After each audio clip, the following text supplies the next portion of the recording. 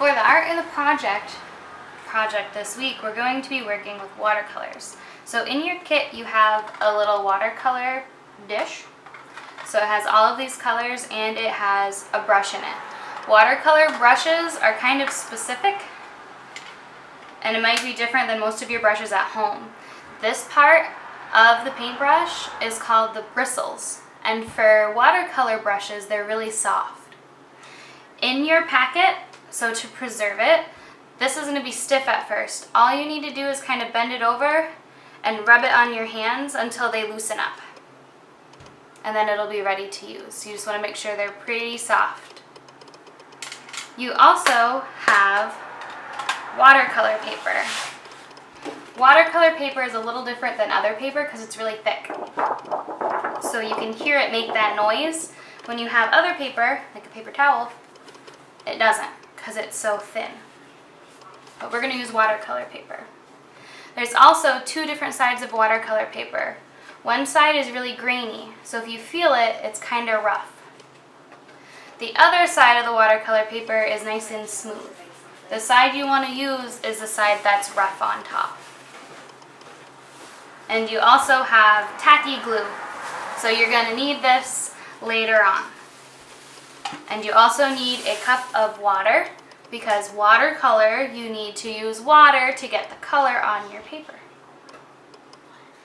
Alright, so the first part that you need to do, this is like step one.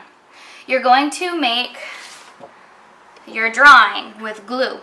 I drew with pencil on this one first, and then I put my glue over it just so I could see my lines better. When the glue dries, you will see a little bit of that pencil underneath if you draw dark enough. So just be aware of that. Or you can just freehand it like I'm going to do for this example. So what you want to do is use your glue. I tried to get the small bottles so you can kind of use it as you need. And all you want to do is draw your design. When you draw your design, that's a big glob. I made that too big. You can use toothpicks to kind of pull your lines further out if you have too much.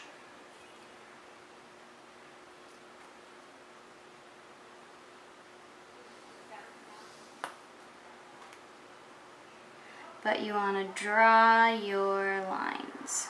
Okay, so once you have your image drawn, your glue, you have to let your glue dry. So you can, like these big globs, they take a little while to dry. This one that I drew out, it took about an hour to an hour and a half to dry. Some of your pieces will be white still and puffy. Some of them will be clear. The thicker the glue that you put on, the longer it's going to take to dry. The thinner it is, the less time it's going to take. This one was kind of thick, and I put it outside for about an hour to an hour and a half, and the wind dried it off. So what you definitely need now is water, a paper towel, your watercolors, and your brush. When you use these watercolors, you need to put your water in the colors that you want to use first. So you dip your brush in it and you add water. I would add about 3 drops to the top of your paint palette. And you'll get the colors that you want. Maybe a few more if you need. So the colors that I'm going to use are blue and green. Actually, you know what? No. I'm going to use blue and yellow. So what you need to do, whatever colors you're going to use, put water in them. So I'm going to put water in all the colors that I plan on using and mix them up. So sometimes some artists, what they do with watercolors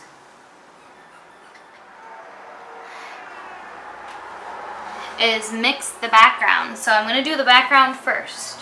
So if you want to make something like a tie-dye color, you need fresh water that's nice and clear, and fill in the background. So while this water is kind of wet on your paper,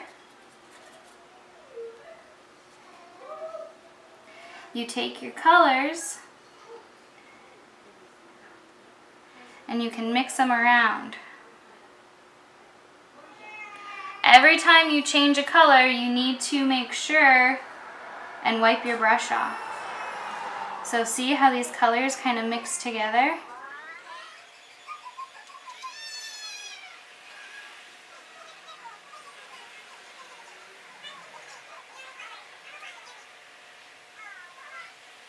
Your glue will help you from getting your colors mixing into some of your stuff.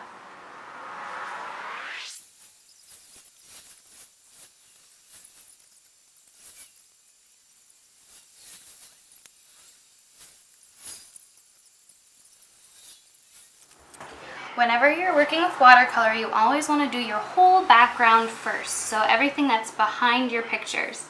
So my flowers are here and I'm going to do them last, because when watercolor is wet, your paint's going to mix together. That's how I got this tie-dye effect in the background.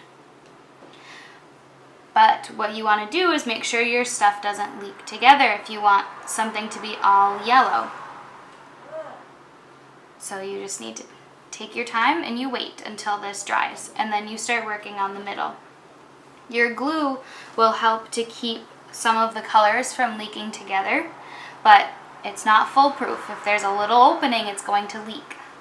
So you need to take your time and wait till the background dries, and then move on to your next part. When you do this, you want to make sure that you have clean water. And what you can do, if you want a super solid color, you just put your paint right onto your paper instead of putting water down first. This is going to make your paint color darker.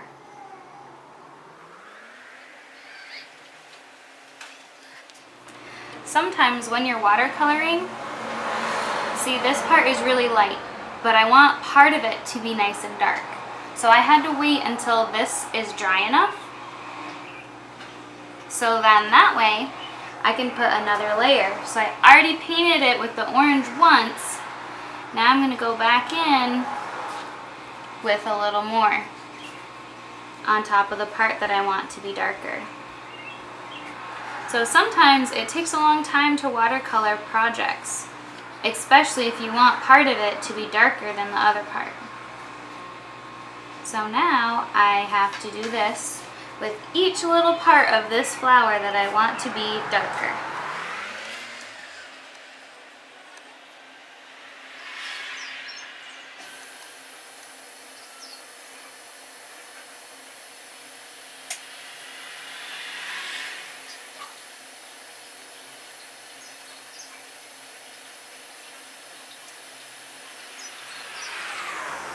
Oops, and you see here how some of that leaked in? All you do is take a little piece of the paper towel